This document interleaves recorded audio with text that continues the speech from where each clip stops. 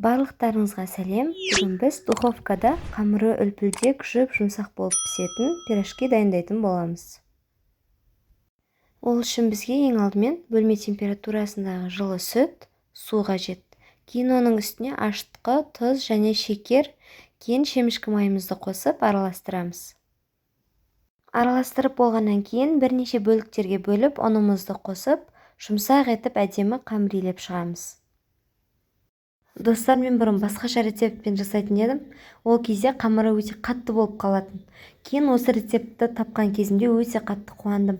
Себебі қамыры өте жұмсақ болып шығады. Иленген қамырымызды көтерілгенше бетін жауып, жылы жерге қойып қоямыз. Қамырымыз көтерілем дегенше қайнатылған картошкамызға дәміне қарай тұз және қара бұршымызды салып, жақсылап езіп шығамыз. Картошкаларыңыз дәмді болып шығу үшін сары май немесе сүт қоссаңыздар болады. Біздің қамырымыз дайын, әдемі болып көтерілді. Енді осы көтерілген қамырымызды бірнеше бөліктерге бөліп шығамыз. Енді осы қамырларымыздан домалақ етіп форма жасап, ортасына салмамызды салып шығамыз. Мен картошка салдым, сіздер өз қалауларыңыз бойынша асқабақ немесе капуста сияқты қалауларыңызды салуларыңызға болады. Достар, егер менің рецепттерім ұнап жатса, каналыма тіркеліп, лайк басып, комментарий қалдыруды ұмытпаңыздар.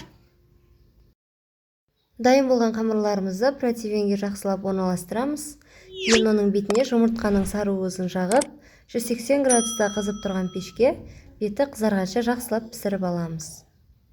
Пирожкиіміз пісіп шықты. Қамыры үлпілдек, жұмсақ және ең бастысы өте дәмді болып шығады. Міндетті түрде жасап көруге кеңес беремін.